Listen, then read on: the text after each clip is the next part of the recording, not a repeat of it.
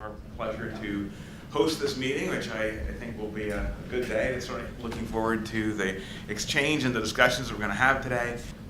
It's my pleasure now to introduce our program chair, Thomas Bause Mason of Open Media Consulting. And Thomas played a great role in helping us organize this fine day, and he's going to take it from here. Thomas? Hello, everybody. Yeah, great to be here. Great to see you all here. And it was an event which took almost 1.5 years in preparation through our NABA Media over IP report up to setting up this event. So it's great to see you all here. And I think our first speaker is Keith Jackson. He's the CTO of and Senior Vice President of NBCUniversal Engineering. And I had the pleasure to work under him for many years, so there's nobody else who is better suited to talk about media over IP and what's going on in the industry.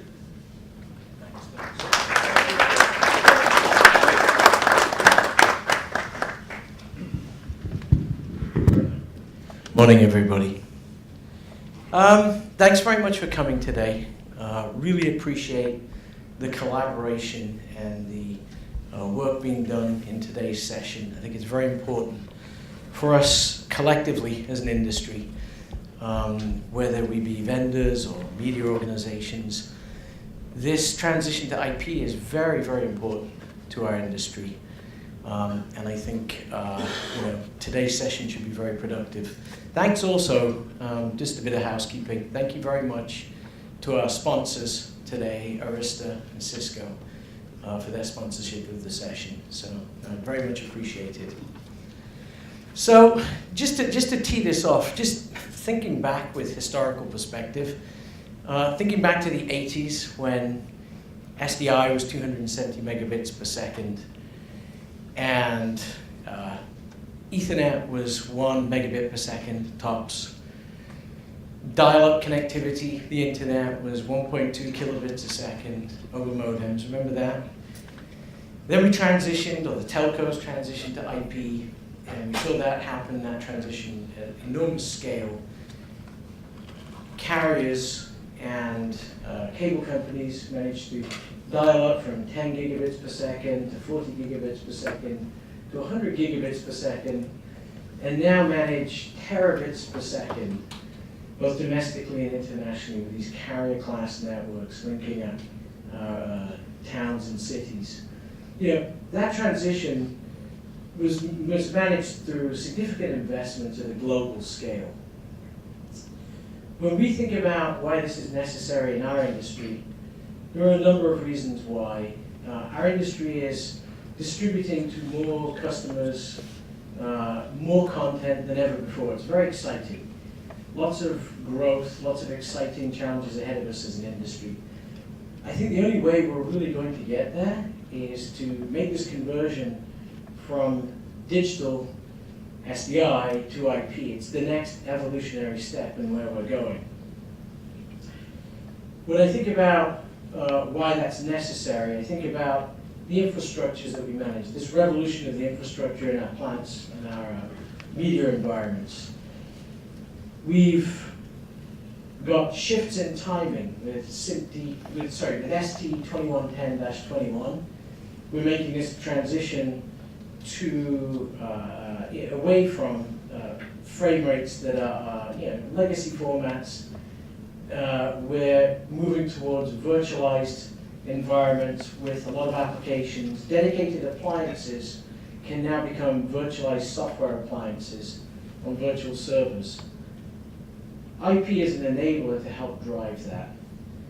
We need to transition our infrastructure to microservice-based implementations as the next evolutionary step beyond that, so that we can flex elastically to and from the cloud. So on-prem workflows can become off-prem workflows that can become cloud-based workflows, and we need that flexibility to manage our media workflows across those platforms and those ecosystems. We need to be able to manage workflows both in single locations and then across geo-diverse locations. This notion of landlocked infrastructure in a single plant is changing. We're moving across multiple plants, decoupling hardwired infrastructures, physical, for example, physical studios tied to control rooms. The paradigm that we live in today, that doesn't work so well. And this need to be able to manage geodiverse productions across many locations is something that we need to lean into. To be able to do that, we need the flexibility that IP brings us as part of that transformation. We've already seen a significant transformation in the distribution ecosystem. So speaking specifically about NBCUniversal, we already distribute 300 plus channels and streams domestically and internationally. So we have big breadth and scale in our distribution operations. We no longer simply distribute networks like NBC Telemundo. We're now distributing cable nets, MSNBC, CNBC, USA Network, Bravo, to name a few. All of those networks and cable nets all have associated VOD distribution of assets, TVE mobile platforms, connected devices with streaming associated with all of those. We have new complex paradigms, digital advertising insertion with complex analytics and measurement associated with it. All of that has been enabled with IP distribution. We're going to see that evolution continue with ATSC3 and all the functionality and the capability that that also brings with us. When we think about today's productions, to satisfy that increasing demand and growth with the consumer experience, we now, as I mentioned, have this need for diverse production capability. Many cameras to satisfy the demands of breaking news or major sporting events, Olympics, and so on. That notion of being able to straddle geodiverse locations for those productions is important to our creative teams to be able to make the most compelling case to the consumer that we can today. As we transition to that IP workflow and these new technologies, we also have security and workforce training transformation requirements that go along with that. Today's engineers now need to be scripters. They need to be capable of API integration, stitching together complex IP-based workflows to be able to build the media ecosystems, the broadcast ecosystems that we need today. And as we go through this migration to IP, I don't want to underestimate how difficult it is. I know it's very challenging for all of us. But what I think must be very front of mind for all of us is this notion of security. Cybersecurity is more important. Protecting our content is more important than it's ever been before. And as we build out new workflows, create new standards, and develop new solutions in the IP space, I think security and training of our teams and the investment in our teams should be very much front of mind. So thanks very much for coming today. I think I really look forward to the day's discussions. I think the collaboration that the industry is bringing around the transition to IP is incredibly important. Very valuable for us all, as I mentioned before. Again, thanks very much for the sponsors, Cisco and Arista, for sponsoring today. Thank you very much for coming to the session, and I really look forward to the day's discussions. Thank you. Thank you. Hello again. Great to be here. Great to talk to you today about the media over IP activities in NABA. I'm here today to represent NABA and the many people who were involved in writing a NABA Media over IP report and who were also involved in creating this workshop for you. So I'm going to give you a little bit of an introduction of what this workshop is about and how it got together, so the road to the workshop. The broadcast industry is on a journey, the journey of the digital transformation, and the journey brings us into new areas of technology, and it's sometimes not clear which road we should take or if there's a road at all. The journey started with the transition from analog to digital, with the implementation, for example, of SDI, and then moved on to tape to file and central storage locations, more and more as automated systems, and then to file-based distribution to consumer and business partners. The next step in this transformation is the streaming media over IP, first to consumers, which is well underway, and then now also for professional applications.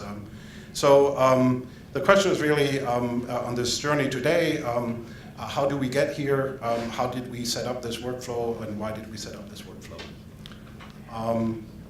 I think we're on this journey together. We are all in the same boat, so we should row in unison and in the right direction. And to get anywhere on this journey, there are many topics, common topics, all broadcasters are concerned about. One of them is new image formats and audio formats. They promise more lifelike representation, viewing experience and listening experience for consumer. It's a very important topic for broadcasters today. How can we transition to these new image and audio formats? What is important to implement these formats is the evolution of the broadcaster's infrastructure. IP networks are seen as a solution for this. So a lot of broadcasters are interested in moving to IP infrastructure.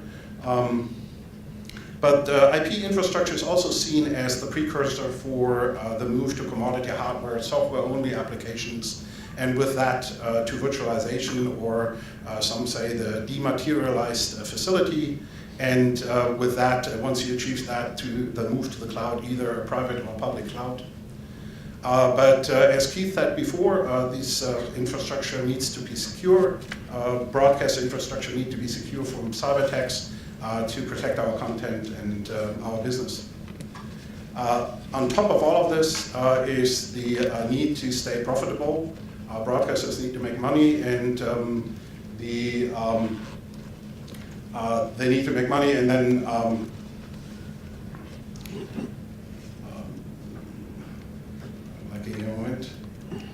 And NABA can be a great vessel for enabling discussing all these topics I just named. So let's look at what NABA is about. NABA is a bit bigger than a boat. It's the North American continent they're concerned about. And NABA represents the interests and of public and private broadcasters from Mexico, Canada, and the US. It's a sister organization of the EBU and through the WBU, the World Broadcasting Union. And they really want to advance the common interests of broadcasters in the areas of technology, operation, and regulatory issues. They're working together on developing common proposals to the industry to communicate their needs to the industry. It's really, NABA is really a place where people can get to, broadcasters can get together to work together on common issues and find common proposals for the media industry on how to move forward, communicate the broadcasters' requirements, and find consensus on important topics. Really a place to share the love. A quick look at who the members of NABA are. There are all the big North American broadcasters included in NABA, and we also have a lot of the main equipment manufacturer here. What can NABA do to support the transition to IP? NABA set up on the request of the NABA members a NABA Media over IP subcommittee. I'm the chair of that, and we worked over a year to write a report on the status of the industry in media over IP, and also collected some requirements, some recommendations, and consensus decisions for the industry to communicate the view of North American broadcasters. We focused really on streaming media for professional application, live TV production. We did not consider file-based. We didn't look into file-based / streaming hybrid applications. We also didn't look at layer 2 technologies like AVB, audio video bridging, we solely focused on media over IP, on IP networks, layer 3 and up. What's in the report, we have a definition of media over IP, what NABA thinks media over IP is. We spent a lot of time on the motivation, why to move to a media over IP. We found that it was important to tell broadcasters, especially those broadcasters which weren't involved in media over IP till now, to explain why it would be beneficial to move to media over IP and to IP networks. There's an extensive section in the report on standards, quite a bit of discussion about standards and specifications which are available today.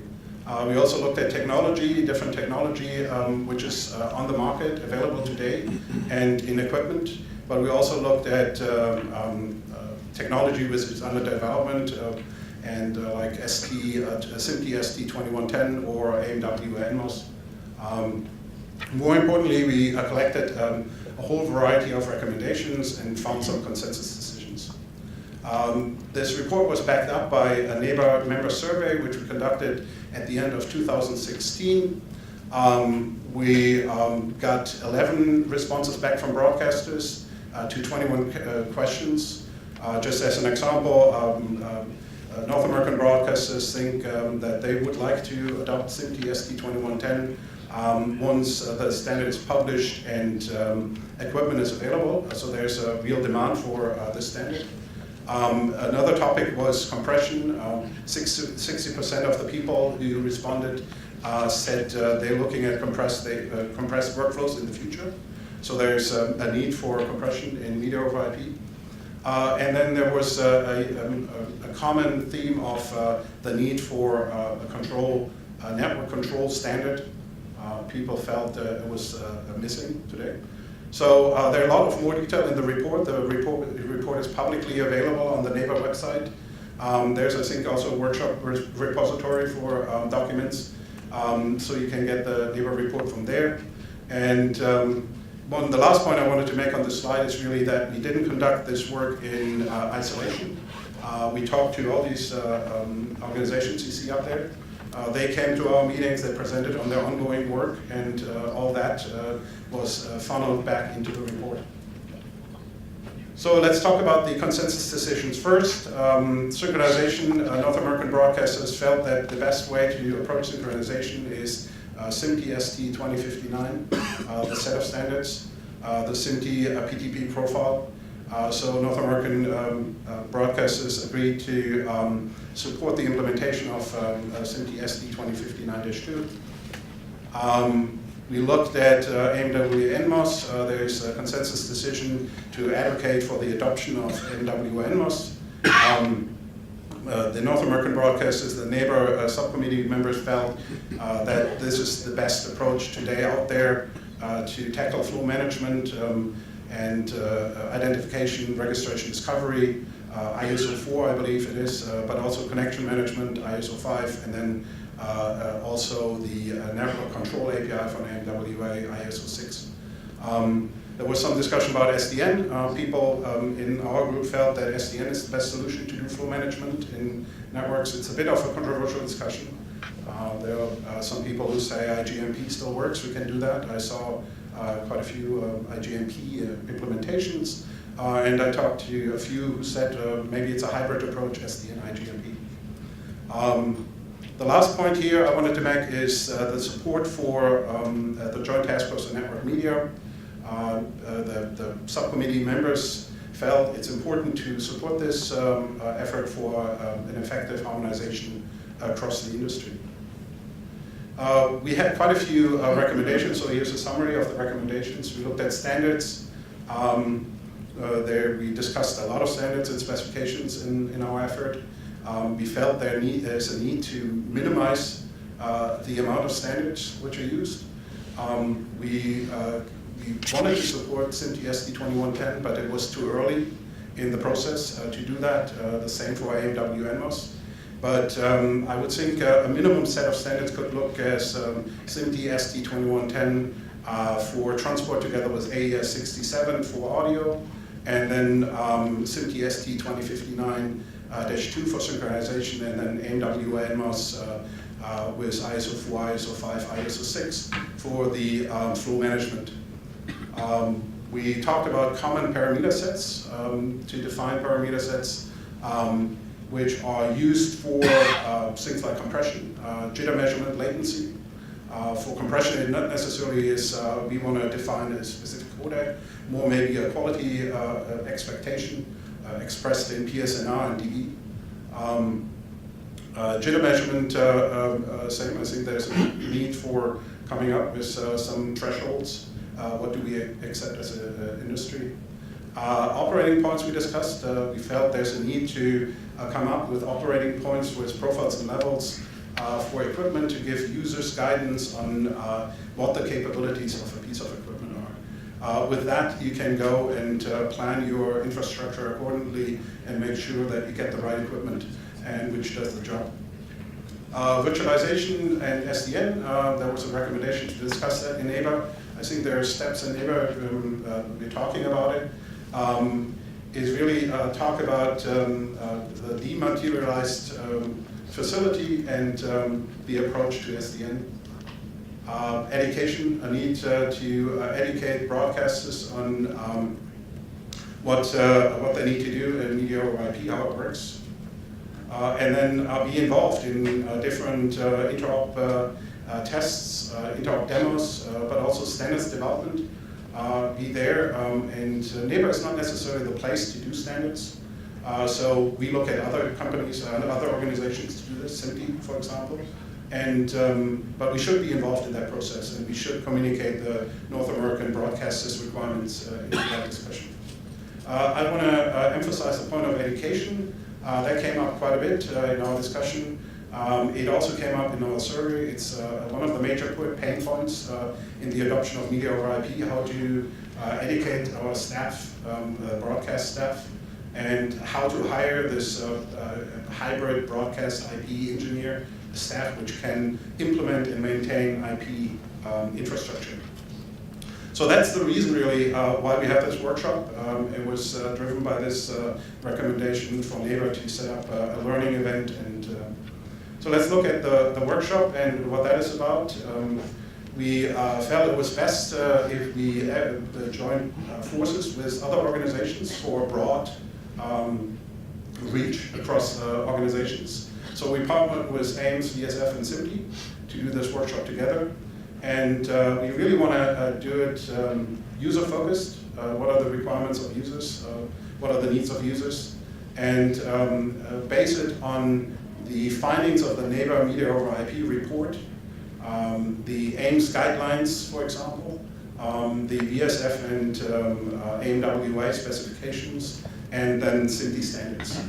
Have a discussion, look at specifically how is SMPTE SD2110 implemented, how do we use AES67, is there other applications for AIMWA, NMOS, and so on. We're going to start with a standards update just to give everybody kind of a background on what's going on in the standards industry, the standards organizations. And then we're going to move over to a longer session, there's actually 3 sessions on existing implementations of media over IP. There are some implementations of SD2110, for example, we can talk about. And then once we went through that, we're going to have an educational, operational event, a session on these topics, maybe get some resources on how to address how organizations are changing. We have a session on a panel discussion actually on gaps and what is needed to make media over IP successful today. And then we look at the future of media over IP and what's coming after SD2110. We really look forward to your feedback. We want to make this an interactive workshop, get some input from you, and then maybe at the end of this event talk about a roadmap. Maybe there's some consensus we can find and see how we can move forward. I just want to emphasize the need for feedback. We really value your input. Please let us know what you think. Please let us know what your pain points are.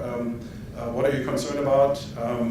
And I think there's a lot of value we can get from you, and there's also a lot of value this workshop can give to you. Another point I wanted to bring up here is the question, based on your feedback, should we do this again? Is this a valuable exercise? Should we have another follow-up event, maybe with the same account, the same content in a different location? Or should we set up another workshop next year with updated content, new presentations?